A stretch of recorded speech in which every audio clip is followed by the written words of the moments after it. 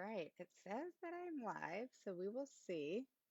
I have no idea. This is the first time I am using Ecamm Live. So if you guys come online, definitely tell me if you are here and if I am live, okay? Because I have no idea. So I am going to get my phone wherever it is. Okay. And I'm hoping that you guys see me. I am extremely late. I apologize. And I'm going to check on my phone if I'm live. If you're on, just give me some hearts or something so I know that you are here. All right. If you're here, just, oh, hey, can you hear me okay?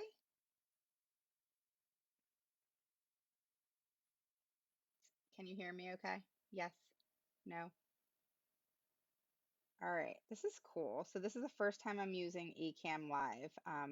You can actually like stream on Facebook and YouTube or something together, but I'm new at it, so this is the first time, so I'm glad it's working. So, hey Lucy, how are you? So to introduce, okay, good. So introduce myself. My name is Raven Woods. I am the owner, CEO, and founder of Autism Mama Rocks the IEP. And I help parents gain the knowledge and confidence to become the CEO of their IEP meeting. So tonight, I am very unorganized. I apologize.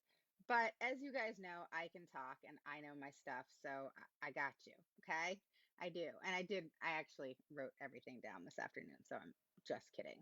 So for those of you who are new, you'll learn my sense of humor, but post a one below if you are new. Tell us who you are, what your name is, and tell us about your children. And then if you are an oldie but goodie, post a two below and say hello to everybody. Get them going and tell them about this page. Send them on over to the group and tell them how amazing that is so that they can also learn for themselves, how amazing the group is. So with that said, let's get started. Hopefully you guys can see me because I just pulled up my screen so that I can see all my notes. So today what we're going to talk about, okay? And as you hop on, just tell me who you are, where you're from. Post a one below if you are new, what your name is, where you're from, anything about your child. And if you are an oldie but goodie, a two below and where you're from so that everybody can get to know you and your name as well. And then, of course, say hi to me. And for those of you who don't know about the group, just hop on over to the group at Autism Mama Rocks IEP. And the group's amazing. Everybody helps each other out. It's just an amazing group. I love it.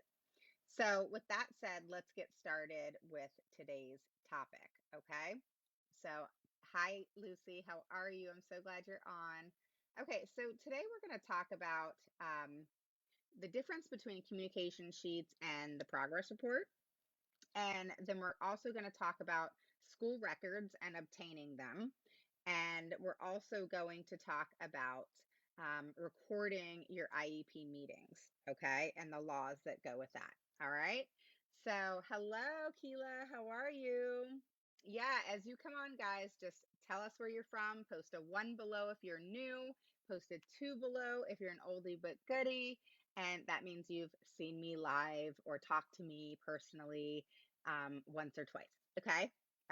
So those of you who are new, again, a one below, we want to welcome you. We want to know you're here. We want you to feel comfortable in asking questions because typically I will stay on and answer them.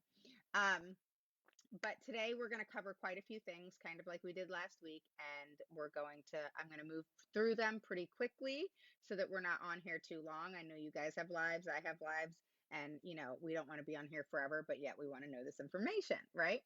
So let's start off with the difference between progress reports and communication sheets. So for those of you who've been to my website, you go to the educational vault at autismmama.com. You actually can grab your communication sheet, which gives you everything that you possibly need for your child's day. Okay. So what that is, many of you have gotten it, many of you have downloaded it, and it literally has everything in it. Okay. And anything that you want in it, you get mine, but then you also get one that is a download for you that you can edit and do whatever you want with. So I give you everything, like ABA therapy. Did they go to school with glasses? Did they not come back with glasses, kind of thing? All the way down to reading, the speech therapy, OT, anything that you can think of in a child's special education day or a special ed day, whether they are in the least restrictive environment or a more restrictive environment. This communication sheet is for everybody, and that's why I love it. But what it's for is specifically a daily communication. It is not a progress report. It is not something that they're documenting progress per se in reference to an assessment or anything like that. Okay. So that is one of the things that you need to keep in mind. A communication sheet is something for you to keep up to date daily. It's part of your hunt and gather, which we talk about. And it's something that you definitely want so that you know what's going on with your child on a daily basis. Okay. So it is not a progress report. The communication sheet is a daily communication sheet of you knowing and them, the school letting you know what's going on with your child each day.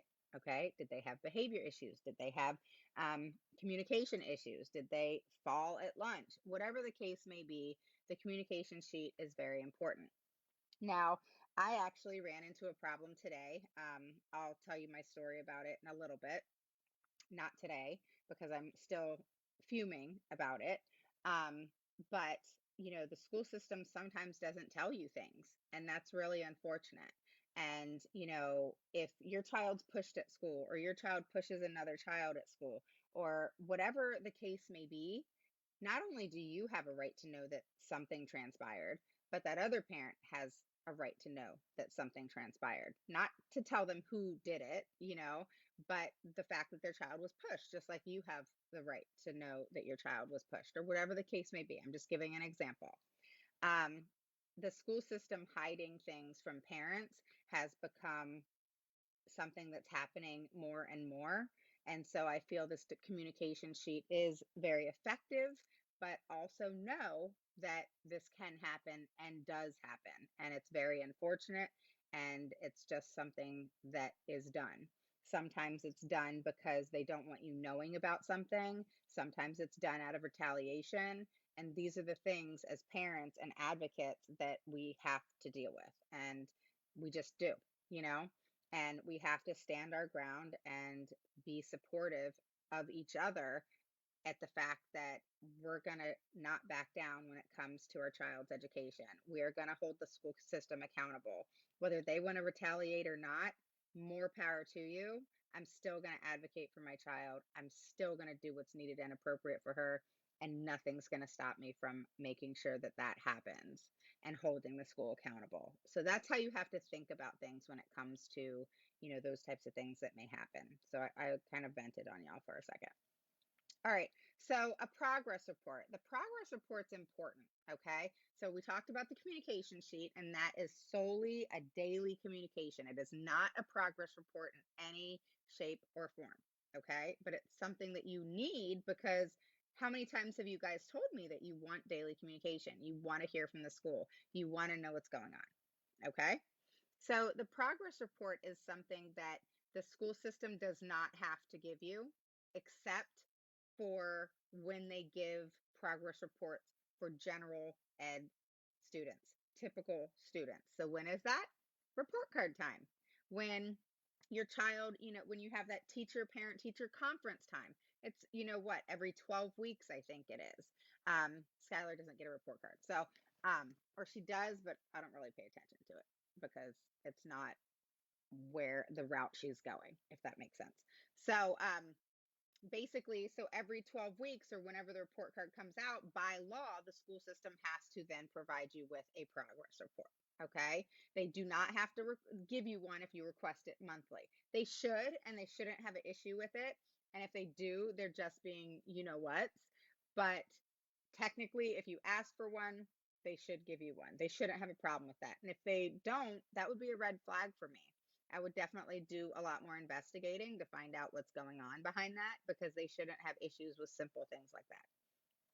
But legally speaking, they only have to give it to you like they do a general and typical child in a regular education classroom, which is report card time when they have parent-teacher conferences. But that's still a lot more than once a year. I've talked to some of you parents who've said, your kids rarely get progress reports, and that's just not okay. So legally speaking, they have to give it to you as much, if not more than they do typical children. Okay. Which obviously typical children have parent teacher conferences, as do many of you, and then report cards come out. So that's a progress report. Okay. So you can ask for detailed progress reports in reference to what your child is doing at that time. Okay. But if you want it monthly and there's a reason behind that, you do have a right for that. You have a right to request that, and you have a right to get it if you have a reason behind it. Okay. So the next thing we're going to talk about is in a progress report, you want to make sure that there's current goals in there, that their report cards are in there, that any assessments that were done, um, behavior should be in there. You want to make sure that you hunt and gather this information as well, so that you yourself know that things are being um, not just followed, but that what they're saying is accurate, because you've stayed on top of things. You've done your daily communication sheet, all those types of things. So again, for those of you who are popping on, you want to post a 1 below if you're new, and welcome, welcome, welcome, and post where you're from. And if you are an oldie but goodie, make sure that you post a 2 below and just say hi. So I see your comments popping up, but I have to stay focused. We've got quite a few things tonight, okay? Because tonight is content night, right? Monday is tip of the week, Tuesday is question and answer, and Thursday is content. So I'm delivering content. All right. So basically make sure goals, how your child's doing, what the need is, if there's more services needed. Those are the things that you need to really look out for when you get progress reports. Now, the school system isn't going to put in the progress report, "Hey, Miss Smith, I just wanted to let you know that your child needs OT and speech and dance and music therapy because of her needs. And, I really think that her needs would be met with these services because it's what's appropriate for her." Don't ever expect that. Not ever. Which is why daily communication sheets are important, which is why, other types of communication, you going into the school and all that type of thing is important. Okay. So make sure you guys are doing that. The next thing I'm going to talk about, so you guys get progress reports, you understand that you have to do your own hunt and gather, you know what should be in a progress report for that 3 months, okay? And then you have your daily communication sheets. And I'll be honest with you, you don't need to have a progress report other than every 3 months if you're getting a daily communication sheet, okay? So don't sweat that. And just make sure goals are in there. Make sure, if they get report cards, those are in there. If any communication issues, and services that may be needed, that's kind of the time you want to bring it up. But your quarterly IEP should be, at that point or coming right after that as well. So it's kind of nice that you get a progress report and a daily communication sheet. And then right after the progress report, you should have your quarterly IEP, or if you take my advice, you will.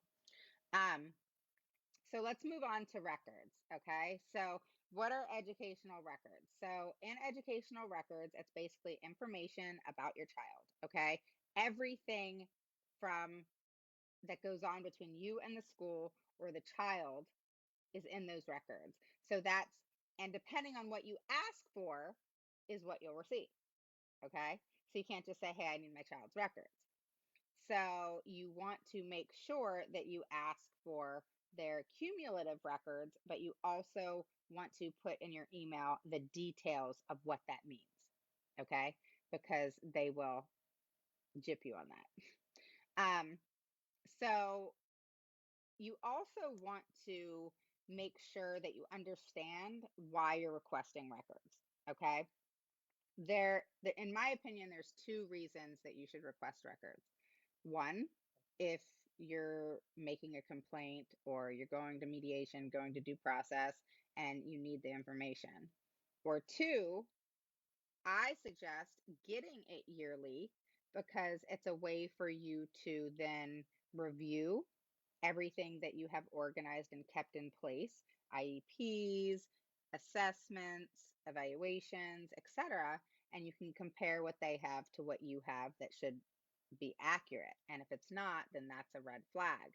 You also can get a lot more information in reference to if they've gone to a counselor, or if if they've gotten in trouble, any type of incident report. All these types of things are in their cumulative file. Okay.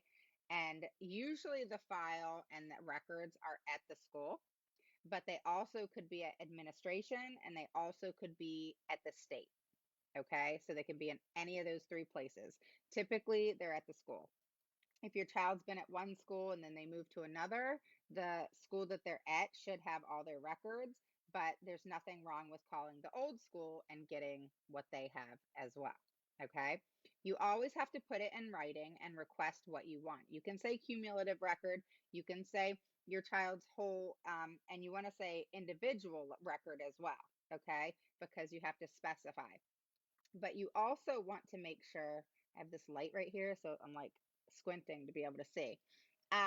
So you want to also make sure that when you request a copy, you understand that, and you can put in the email that if they charge for copies, to let you know in advance.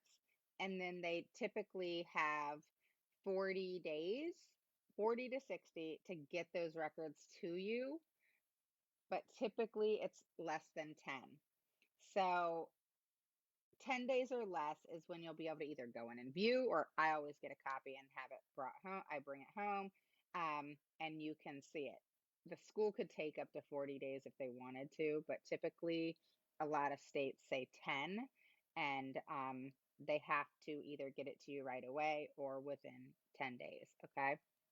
So, but look at your state's laws, because IDEA really kind of throws it onto the state. So there's different time frames, but you do have a right to your child's record. Okay. Under FERPA, the school is required to make educational records ready for your review at any time. Okay. And actually, I wrote in my notes it's 45 days. So within 45 days, they are required to give you your records. But typically, in most states, it states 10 days. Um, so just look at the time frame for you guys, and then it'll let you know. Okay.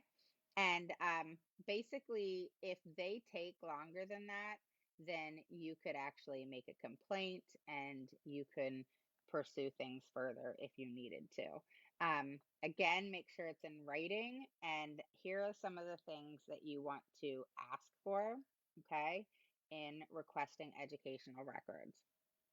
Again, my name is Autism Mama Rocks the IEP. I'm the CEO and founder, and well, my name is Raven Woods. I'm the CEO and founder of Autism Mama Rocks the IEP, and I help parents gain the knowledge and confidence to become the CEO. So if you're new, post a one below. If you're two, post, or if you're an oldie but goodie, post a two below. And welcome, welcome, welcome. Tonight's been kind of chaotic and craziness in my family. So I apologize, number one, for being late, and number two, for kind of being all over the place. But I hope I'm delivering the information as accurately as possible to you, and or delivering it accurately to you. The information is right. So, okay. So far we've covered communication sheets and progress reports, how they're different. We've then also covered um, obtaining your school records. Technically speaking, it's 45 days, but your state's typically different. It normally says 10, so just look at the time frame, okay? So, but the school system does have to provide you with the records. They can't say no, okay? They may charge you for the copies, they may not. And then there's reason why they can't charge you for the copies, and that's if, for some reasons it's difficult for you to pay for that, or if you have some issues getting to the school to do that, to pay or whatever, and they need to mail it to you. Okay. But typically you just go to the school, you pick it up, and that's how it works. Okay. So don't let them gyp you on that. But when you request the records, these are the things you want to ask for. Okay. So psychological testing and evaluations, you want to ask for the protocols, you want to ask for records, report cards, and grades. You want to ask for achievement and ability tests. You want to ask for the occupational therapy file, evaluations, and progress notes if they're in occupational therapy. Do the same thing for physical and speech. So you say speech therapy, including an evaluation and progress notes, or physical therapy, including evaluation and progress notes. Okay. Then you can say other therapeutic files, including evaluations and progress notes. Okay. In addition to those three. Then you can say adaptive physical education, including evaluation and progress notes. You want to say disciplinary records, attendance records, case conference summaries, goals and objectives, functional behavior assessments, behavior intervention plans, medical records maintained by the school, notes maintained by teachers, including the general and special ed teachers. So you want to go into grave detail of the things that you are requesting. Okay. You can't just say, hey, I want my child's cumulative file. You want to say their cumulative individual file and then include everything that you want. Okay. So let's move on. So I'm going to recap one more time. We talked about communication sheets, how that's your daily communication. It has everything on there so that you know everything that went on that day. The school should not say no to that. If they do, that's a red flag. I would definitely do some digging into that. Progress reports are something that the school should give you, if not more than, but no less than when children, typical children, get report cards. Okay. So you should have a full progress report at that time, if not more. Okay. Um, and the progress report goes through goals and how your child's doing, what the needs are, etc. And if it doesn't, then you make sure that you get on top of that 100%. All right. So we talked about educational records, that you have to put it in writing. You have to put that you want their cumulative record, individual record, and then go into detail in what you're requesting. Okay. Know that it typically is 45 days and no more, but states have different laws on the time frame, and I know it's pretty much around 10 days where I am, but it does vary. So that's where you have to go and look up your state's laws. Okay. Um, like I said, I still see your comments coming in. I'll get to those afterward. Tonight is content night, so I'm going to deliver that, and then I'll get off here and answer questions on my phone, either right away or later on tonight. Okay. Question and answers always on the group for about 30 minutes on Tuesdays, and then Mondays is the tip of the week, and I usually answer a couple questions then. Okay. So again, one below if you're new, tell us who you are. Two below if you're oldie but goodie, and say hello and make everybody welcome for me. Okay. I think my light's going to go out. All right. So the next thing we're going to talk about is recording your meetings. Don't ever go into an IEP meeting and not record it. Okay. Don't ever go into your IEP meeting and record it. Just like you don't go into your IEP meeting and sign the IEP. Okay. Don't ever do either one of those. So what I tell people is literally practice recording, make sure it works. And then if you have an iPhone, we have what's called, I'll tell you, we have what is called voice recorder. All right. So in voice recorder, it's not popping up. Awesome. Hold on. Okay.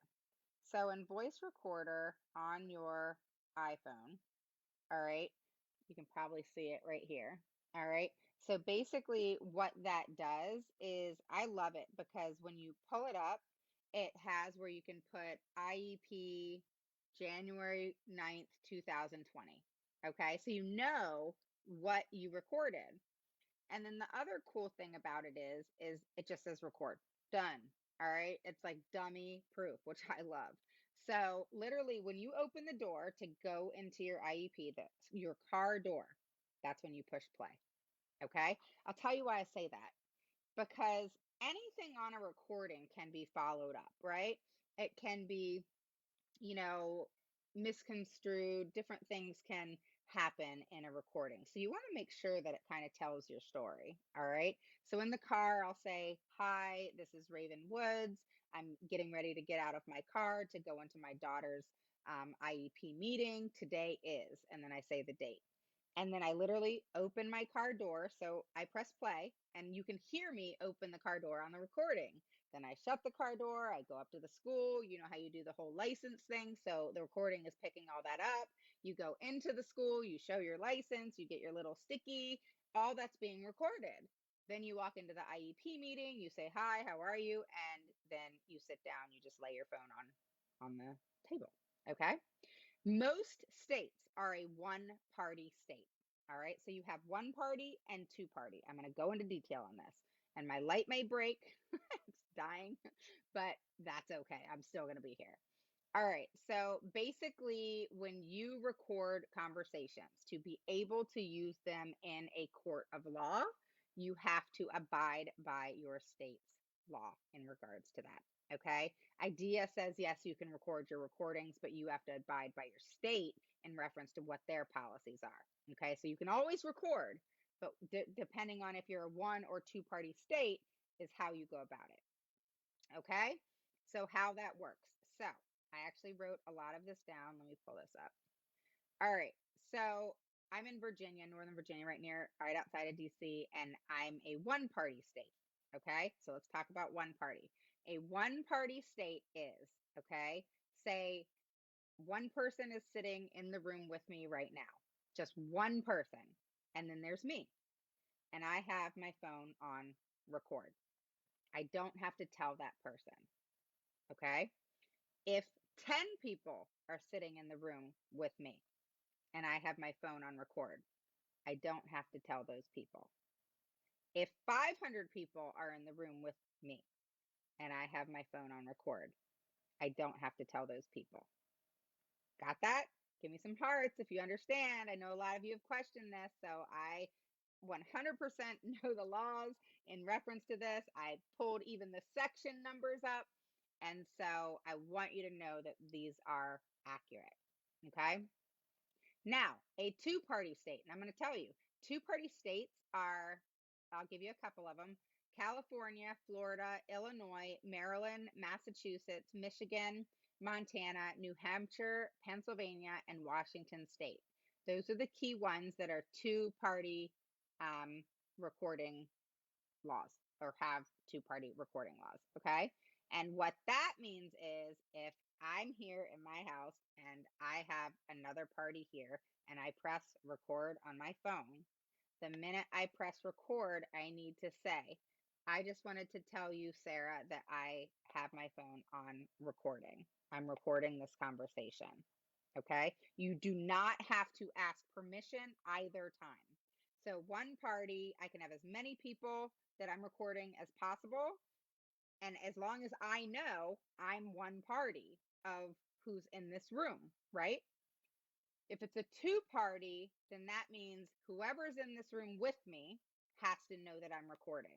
So one party is one out of a million, has to know. Okay. And two party means that those people need to know that you are recording them for it to be held and accessible to a court of law if ever need be. So in your IEP meeting and you're recording and you're in any of those states, all right, again, that's California, Florida, Illinois, Maryland, Massachusetts, Michigan, Montana, New Hampshire, Pennsylvania, and Washington State. Those are just a few. Okay, so you just have to look up your state. Is my state a one party or two party state? Okay. But those are the main ones that came up. And then you have to tell them. You just have to say, hi, I just wanted to let you know that I, Raven Woods, am taping this conversation. That's it. You don't have to say, can I tape this conversation? You just have to say, I'm taping this conversation. Okay. They don't have a choice. And honestly, it sounds like it sucks to have a two party state. But in all honesty, who cares? You know, because as you get into your meeting, people forget, or even if they remember, you're too involved in the conversation that people don't catch things like that. You know what I mean? They try in the beginning to be all cautious and whatever and how they deliver things. But in all honesty, once things get rolling, then you're not going to care. It's not a big deal. And I honestly could care less if they knew I recorded the conversation, you know? Um, So it's one of those things where the one party does have benefits. Do I tell them? No, but they probably know I am, because of my history. But if you are a one party state, if you were to ask me, I'd say no, don't tell them, just record it, you know? Because there's nothing better, in my opinion, than them saying and agreeing to something and then not putting it into the IEP when you get the draft or IEP, which should be after the IEP meeting. Um, and then you're like, hey, this isn't in there. You said in the IEP meeting that this would be in there. They go deny it, and you say, well, that's not what you said on recording. To me, that's fun, you know? Um, that's just my personality, though. I think it's, you know, don't tell me that you didn't say this if you did, Um, just be transparent about it. Um, and those are the types of things when they know that you're on to that they'll stop playing those games. But don't ever think that a school system is not going to retaliate because you know your stuff. But you cannot be afraid of that. All right. There's two things that they retaliate by doing. One is truancy. A lot of children with special needs will give their parents a really hard time in reference to going to school. And I've talked to a lot of parents who have that, and it's a huge issue. The other reason is they'll call CPS on you. And so they have every right to do that, just like we have every right to do that on somebody else. But you know what? That doesn't mean anything, and you can't be afraid of those things when you didn't do anything wrong. So don't allow that intimidation tactic to affect you. It does not affect me. I'll follow something up with an email, let them know what's going on. It's been done to me. My daughter, I think I told you guys this story. I asked and asked and asked why my daughter was coming home with bloody legs and her hips, and no one could figure it out. No one could tell me what was going on.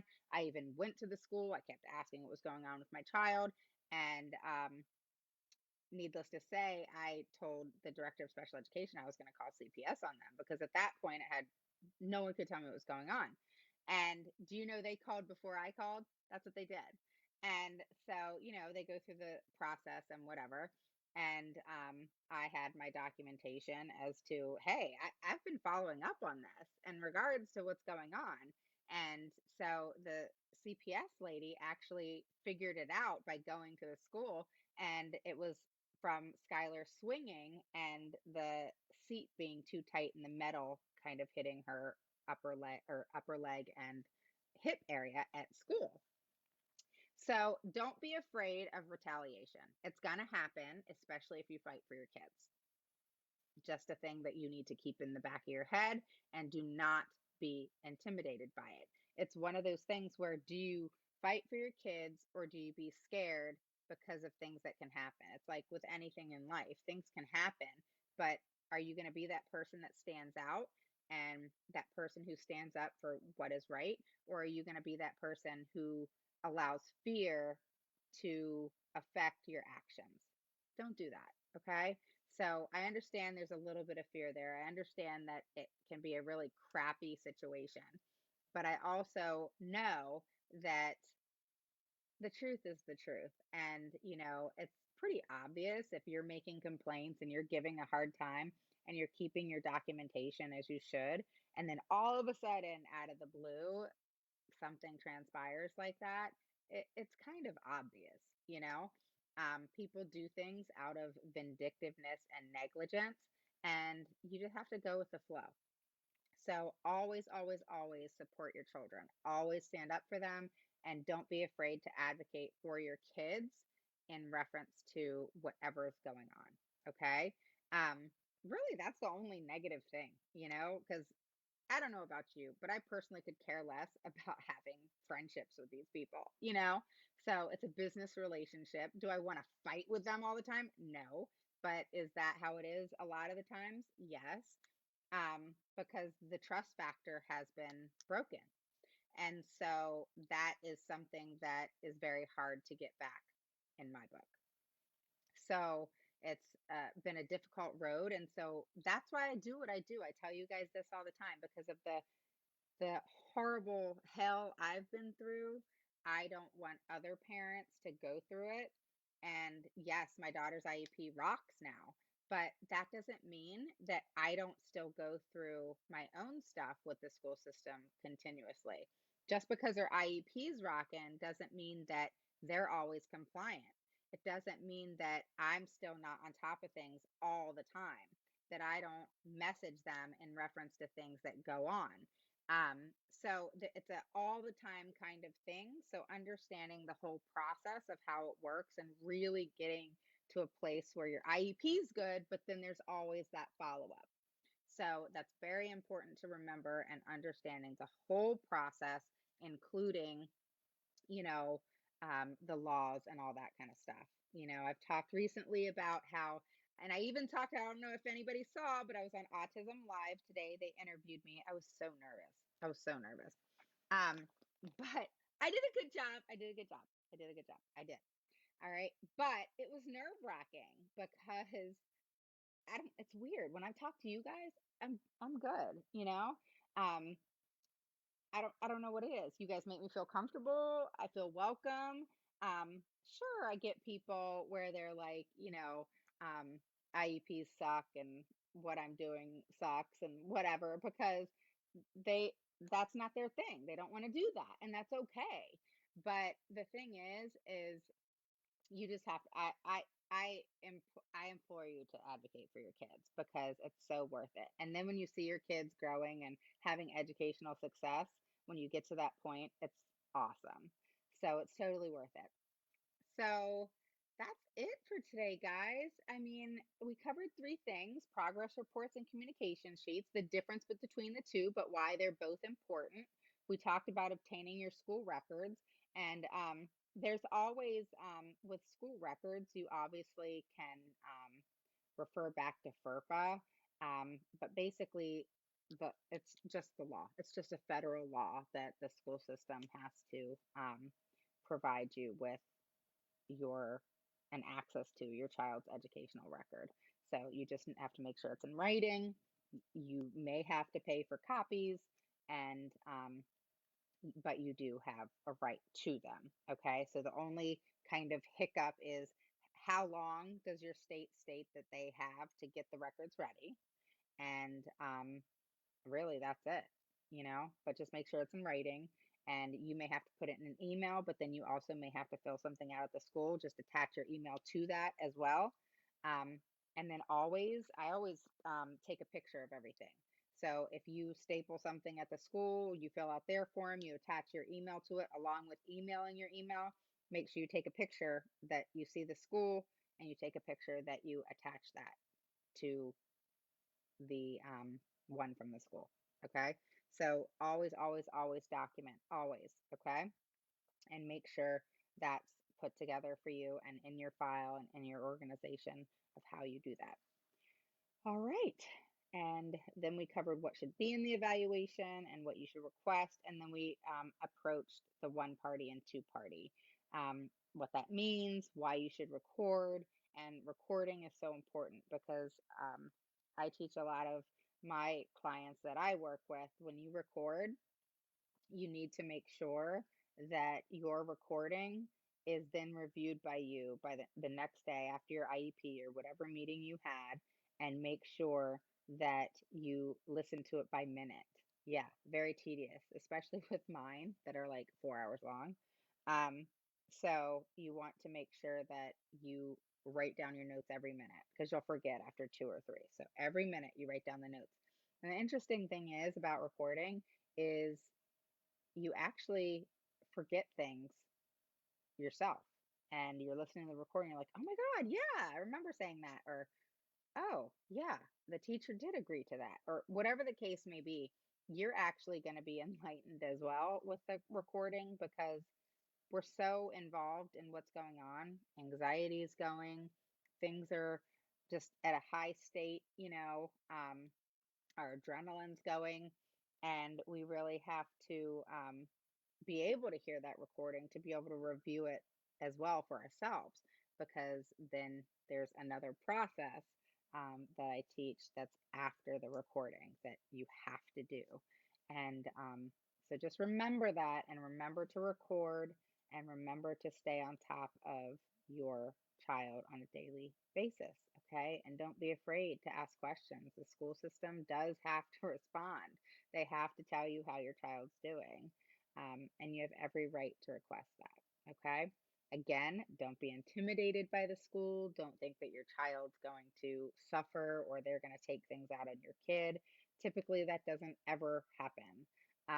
But will they retaliate against you at times? Sure. Um, but that's what happens when you tick people off, right? Some people get vindictive, and you just have to go with the flow, you know? So that's it for tonight, guys. All right, I see you guys posting questions. I see you. I see you. For anybody who's just now popping on, or for those of you who are going to be watching the replay, my name is Raven Woods. I'm the CEO and founder of Autism Mama Rocks IEP, and I help parents gain the knowledge and confidence to become the CEO of their IEP meeting. Um, I want you to just take note of these three things. You can re-listen to it to write down the things you need to request for your records, or write down the things you need to request in other things that we talked about. Find out if you have a one or two party state, if you have any questions in regards to that. But basically, one party, you are the only person that needs to know. If it's a two party, you need to let the other party know that you're recording them. Okay? So that's it. That's all you need to know in reference to recording. Don't be afraid of it. Um, it's super, super, super easy and really a no-brainer. And once you do it two or three times, it'll kind of just become habit. And once things become habit, you won't have to think, oh, I got to record my meeting, or get nervous about it kind of the first time, where you're like maybe looking at your phone to see if it's still recording. It's recording, okay? The only time it will shut off on your phone is if you get a phone call. So immediately hit tap and on the phone call, and then press record immediately right away. That's the only thing you got to remember, okay? You can also record your phone calls. Let me show you. There is an app. It is called Rev Recorder. Here, I'll let you see it. Can you see? Tell me if you can see that. Here, let me shut this off. All right. Oh, you can't. Okay, hold on. All right. It just says it's white and it's blue, and it says Rev Recorder, REV Recorder. Okay. And so basically, um, you can get the app. I don't know if you guys can see it or not. I don't know. Here, let me move this. Okay. Can y'all see? I don't know. If y'all can't see, I'm sorry.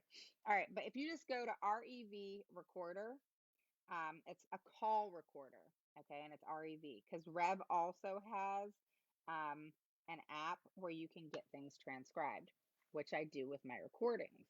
So on the Rev recorder on the phone one, literally, if you call out to somebody, they answer the phone, you press the app Rev recorder, and then it has a phone number. It calls that phone number, but the other person can't hear it ringing. Then all you do is press merge. It takes like 8 seconds, not even. And you just say to the person, hang on a second. And then it merges and you record the call. And here's kind of what it looks like. I don't know if you guys can see, but here's kind of how it looks like. Here, let me see if I can put the light. Can you see? There you go. See how you can see some of the recordings I've done? And then here, it's the light that's bothering. Okay, so can you see the Rev recorder? Here, let me see. There we go. I'm going to get this for you guys so you can see it. All right. So it's Rev Recorder. You see it? All right. Oh, and that's the recording one. If you have an iPhone, it says, where does it say? Recorder, the video recorder. Right there. All right. Cool. All right. So it's video recorder and call recorder. And then, and so this is what happened. So I had an issue at the school. And so I had to call somebody and find out some information. And so I used the Rev recorder to record her, um, to for her basically to state what she saw. Okay. And but I'm not mean or nasty or anything like that. I'm very nice, but I like to get a lot of information and make sure that all my ducks are in a row. And so that's really important, guys. I can't tell you enough because um, just for example, say you get along with the school right now. If you do, awesome. You're in a good spot. But a year down the road, it may not be like that. And everything you forgot to do now because you're getting along and you think maybe you don't need it because the school system and you are kosher, it's going to bite you in the butt a year from now when things may not keep on that route, you know? So I always tell parents to, yes, aim for a mutual, nice, easy relationship. But that's a little difficult when we're asking for things that the school is basically wanting to say no to at all times, and we always have to fight for it. Very rarely, okay, if you guys have ever asked for something not easy, but like speech or OT or an evaluation or something like that, and the school system just said, yeah, sure, no problem, tell me. Now, evaluations usually are good, but if they just gave you a service and all you did was send an email and say, hey, can I have this? Then I want to move to your state or your county. But yeah, so that's kind of where we're at. So I'll go through a couple questions and then I'm gonna hop off here. So, okay, you can hear me. Keela, hello, hello. Um, thank you. I appreciate your nice comments. Hi, Monica. All right, half new, but yeah, you're an oldie but goodie now, Lucy. I've had a meeting after meeting and still cannot get my son tested. That's ridiculous. They can't deny an assessment. It's tests have been replaced with the word assessment, and your child can always be evaluated. Now, if you send in the email and you say, "Hey, I want my child to be evaluated," you need to specify.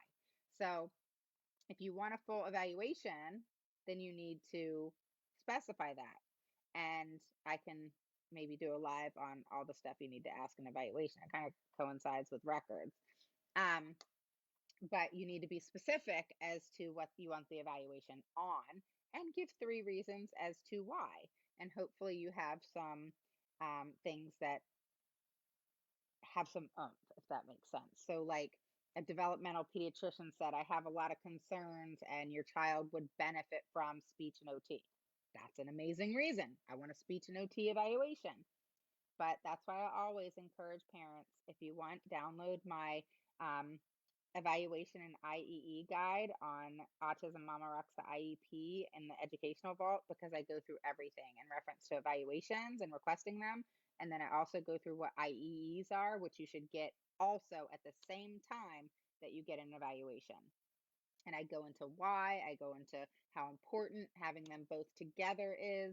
And I actually even talked about that live today in my interview with Autism Live, of how important having an evaluation and an IEE at the same time is. Okay. But you can't be denied being tested. Okay. Especially if you have reason.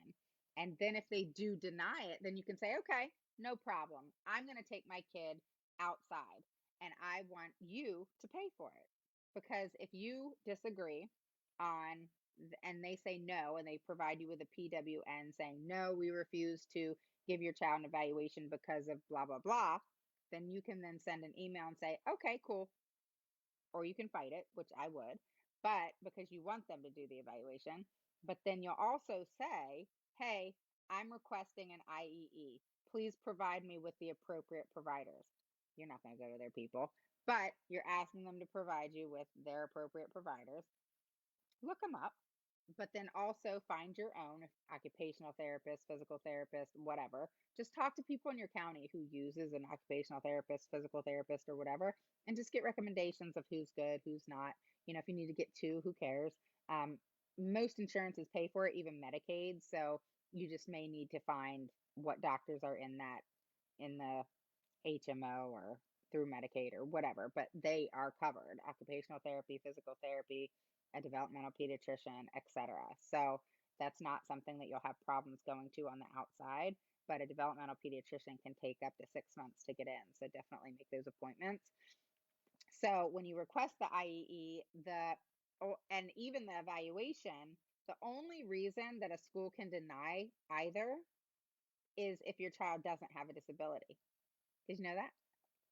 Um, this the idea states that there's only one reason that a school can deny an evaluation, and that is if your child doesn't have a disability. Now, you don't need an assessment evaluation more than once. I say once a year, or once every 2 years. Um, Once a year is good, especially as you're gradually getting to a certain point. But then you could go once every 2 years. But by law, they have to do it every 3 years. But you are more than welcome to request it every year or every 2 years. And again, the only reason for them to deny it is if your child doesn't have a disability. And then if they deny the IEE, then literally they have to take you to due process. How stupid is that? So, I highly doubt a school's going to spend as much money as they would on due process to take you to due process over an evaluation. That's like the dumbest thing ever. I've never heard of it, ever. So just make sure you understand the transition that happens when you request for something and the school just throws up the no, no, no, no, no, no, no, because that's their job. That's what I call the gatekeeper. The gatekeeper is telling you no, no, no, no, no, no, no. Or the gatekeeper tells somebody else to tell you no, no, no, no, no. So that's important to know and take note of. Okay. Their job is to tell you no a lot of the times. Okay. Because if you don't push it, why are they going to do it? And a big thing, that school systems will say is, oh, we don't do that here. Or they'll say things like, oh, well, we don't have a behavior therapist here. We don't have one of those on our payroll for the school system. And then some parents that don't know what to do. I didn't until I learned what I had to do after years of, figuring things out, which is why I teach you guys because I'd rather you learn sooner rather than later because that's crazy. If the school can't provide what's needed and appropriate for your child, always know that they have to hire on the outside. Always. And if your child has autism, getting ABA therapy is a no-brainer. None. Scientifically based research, along with peer reviews, state that children with autism, especially early on, should have 40 hours a week. Did you know that? So um, you just have to keep pushing over and over and over and don't give up. Okay? Your kids are worth it. All right. So you're a true hero. Thank you. Thanks. I appreciate that. I love your courage. Thank you. Um, Do you know about preschool at all? Yeah, I do. Or just school age. It is a special needs preschool, special education teachers, all that. Okay, so is the preschool though? Let me just give you an example because this is what I know about it. I'll turn this light back on. Okay, so when you say preschool, like my daughter, she was 2 and 3. She was in what's called early childhood special education, which was through the school system. So is the preschool that you're speaking of through the school system? And if it is, then they have to adhere to the same laws, okay? Because your child obviously qualified for that special needs preschool, which typically the school systems will call early childhood special education, ECSE. So let me know, Shanna, if it is through the school system. If it's a private school and your child is preschool age, then technically it can get a little hiccupy. But once your child enters the school system, okay, my son is, he will be 3. He is what? E1? Is that what you said? Just tell me real quick, is his preschool within the school system? That's all I need to know. That's it. They're contracted through the schools. Then yes, they have to adhere to IDEA because your child more than likely had to qualify for this program, right? because they don't typically just say, "Oh yeah, come on, your child's 3, come on into school, welcome." They don't do that. Early intervention. So he had to go through a process to qualify to get into this program, right?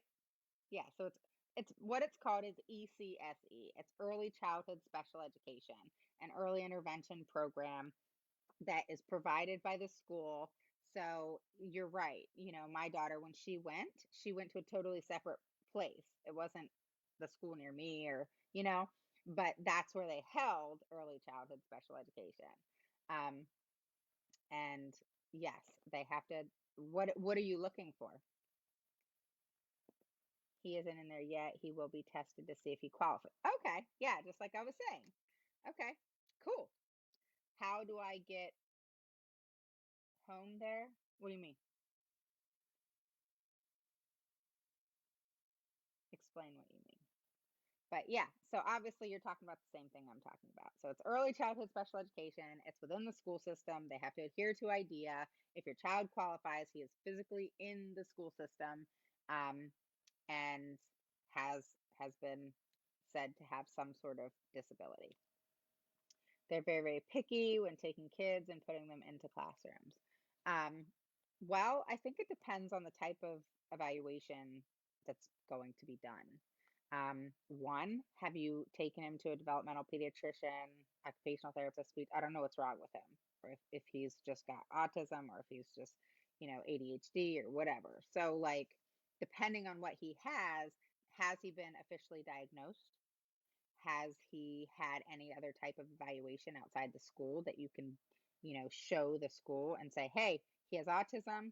He had a speech evaluation. They suggested 3 times a week. He had a speech evaluation. They suggested 2 times a week, blah, blah, blah, because that'll give you extra when it comes to the school and qualifying.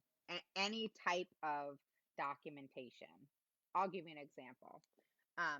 Okay, see, so medical diagnosis of autism, developmental from a developmental pediatrician. That's why I highly recommend. If you ever get a diagnosis, I always recommend a developmental pediatrician. If you want to go to somebody else after that, fine. But the developmental pediatrician is a key person because that is their specialty. All right. Like if you go to a psychologist, psychiatrist, autism's not usually their specialty. They usually know, psychiatrists usually know about autism and can prescribe medication and all that kind of stuff. But it's not like a developmental pediatrician who sees autistic children come in and out every day, and they literally diagnose almost every day these days, and they do the testing, the proper testing that the child needs to go through. A psychologist and a psychiatrist can as well, but a psychologist is not a doctor. So you need to make sure that you go to a doctor. And again, I highly recommend a developmental pediatrician. I don't care how long it takes you to get into them. They're the ones who have the most clout. And schools very rarely will fight a developmental pediatrician's recommendation. Um, so the other thing, medical diagnosis of autism, developmental pediatrician, he is visibly delayed, but I want him in a classroom. So, I mean, it sounds like make sure you have your autism diagnosis paperwork, make sure you have the whole write-up from the developmental pediatrician, because typically when you go to a pediatrician, a developmental pediatrician, and you get the diagnosis and all that kind of stuff, usually they'll give you a whole write-up. They may give it to you a couple of days later, a week later, whatever, but you usually get a whole write-up of all the testing they did, what their thoughts were, what the recommendations were, what they diagnosed your child with. All that stuff it should be in that paperwork that they did, because usually when you go to a developmental pediatrician the first time and you're going through that diagnosis process and they're doing all those testing, it's usually a long process, like 2 hour appointment. And then you as the parent obviously hopefully came with video or a journal of what's going on with your child, and then hopefully you requested certain things because you know of the school system. So you may have requested, hey, can you write me something in reference to my child having speech therapy or OT therapy? And they can write it actually on a script, saying they suggest 2 to 3 times a week, they suggest 1 time, whatever it is. And then that's something that you can bring with you to your preschool thing. You can bring it to a eligibility meeting. Um, you can bring it to an IEP, and they have to take it into consideration because it's a recommendation from a medical practitioner. So if you ever go to get an IEE, which is in my evaluation IEE guide that literally walks you step by step through it, um, you need to make sure that whoever you go to is licensed in their field. So if they're an occupational therapist, they need to be a licensed occupational therapist. If they're a physical therapist, they need to be a licensed physical therapist. If they're a BCBA, they need to be a licensed BCBA, you know? So that's important, okay? Um, they're saying he needs an educational diagnosis of autism. What the hell is that? Oh my God. They said he needs a, what? I don't even know what to say to that. An educational diagnosis of autism. What the hell is that? Autism is autism. There's no educational diagnosis. That's insane. Um, oh my God. Oh, this kills me sometimes, guys. It really does. It really does. Because what the hell is that? An educational diagnosis of autism. What is that? And here's the thing, and I'm not laughing at you, Shauna. I'm not. I'm laughing at the fact that they said that. Um, Autism is autism. If you go to a freaking medical doctor and they say your child has autism, and they don't just say that, they do a series of testing, okay? Whatever the testing is that they do, different doctors do different ones, and they're all fine, okay? There's a DSM-5, I think it's called, that a lot of doctors that do, among other things, and they test multiple things, okay? And there's not just, oh, your child has autism. There's a diagnosis, okay, of how and a process. Yeah, come here.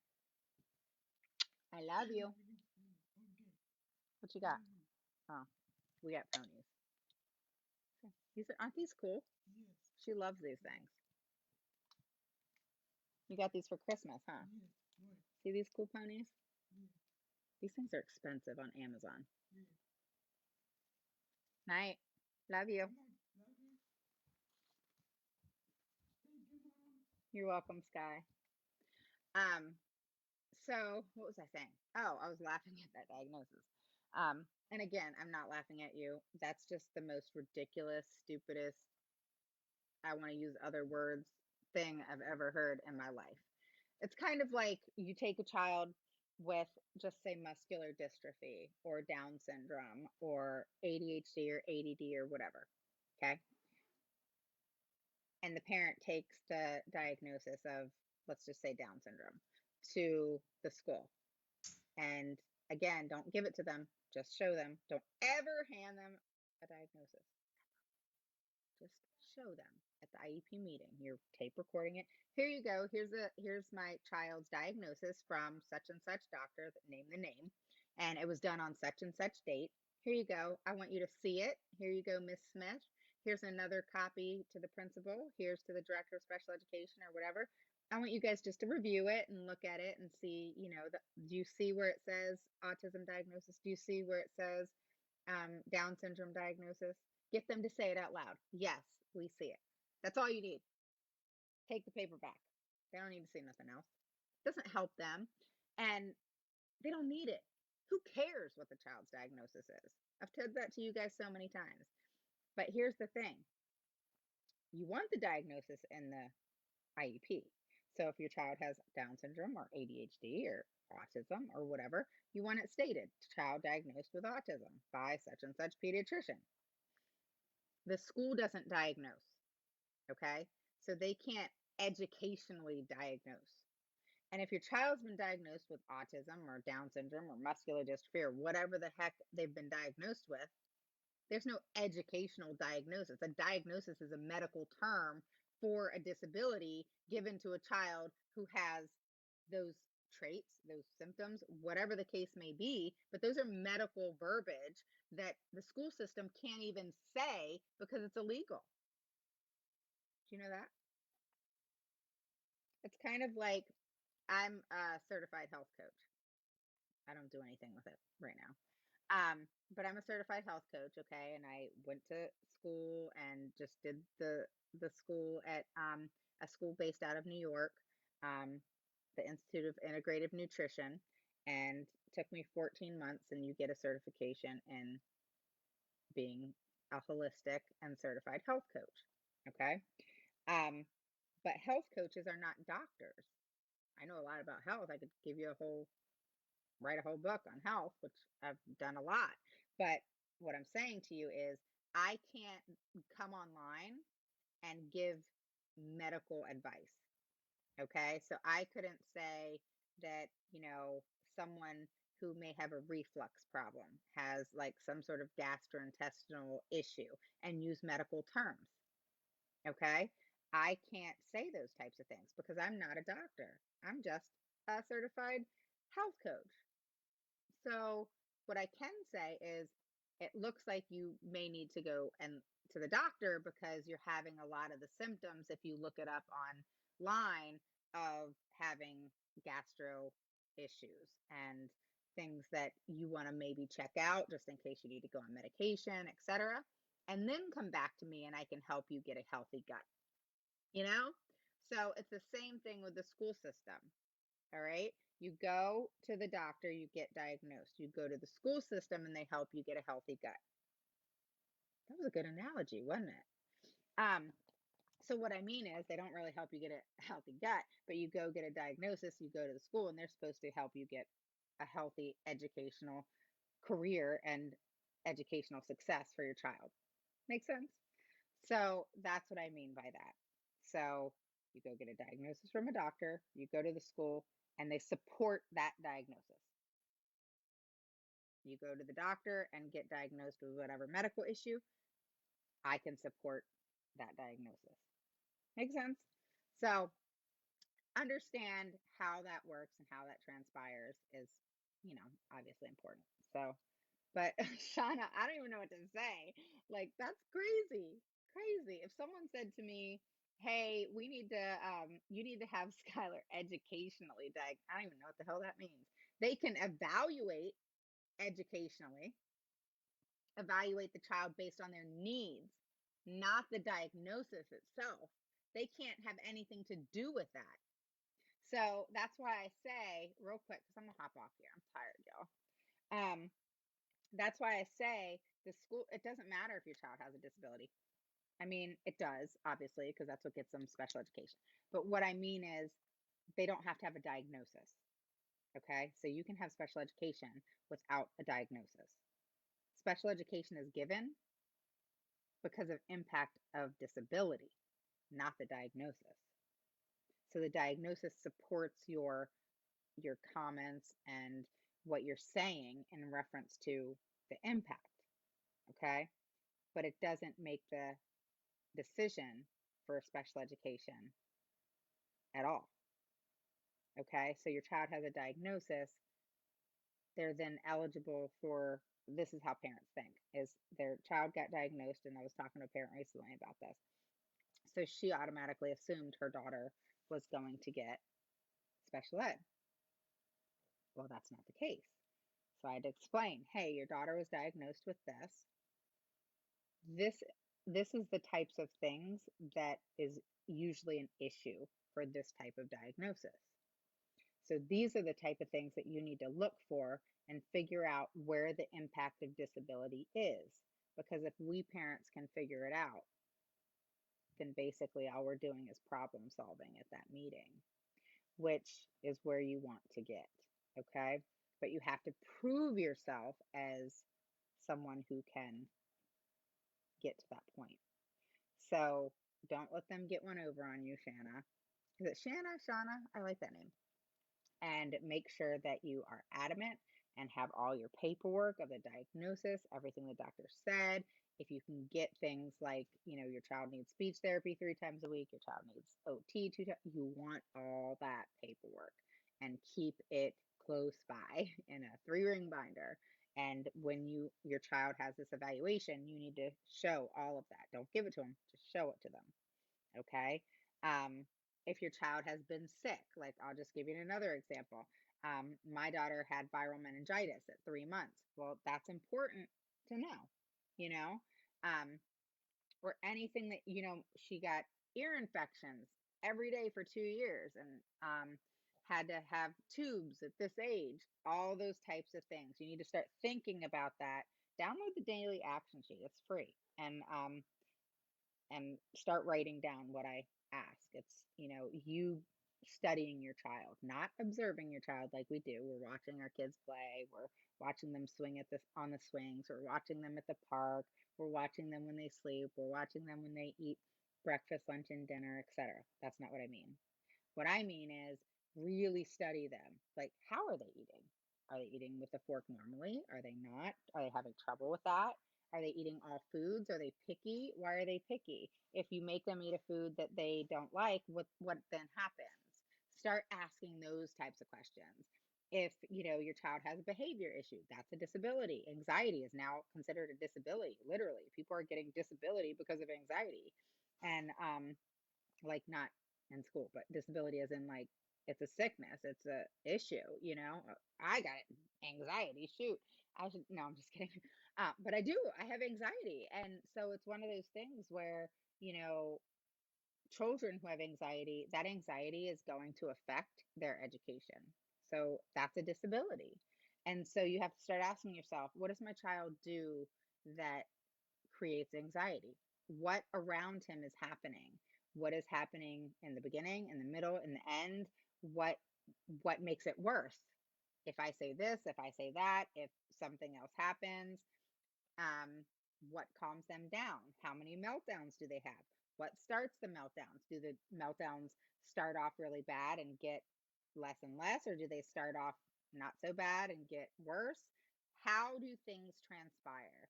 And that's what I like about my action sheet, is that it really kind of starts your brain moving. Is go up to your child's room while they're sleeping and just stand there in silence. Hopefully, there's no other things going around in your life.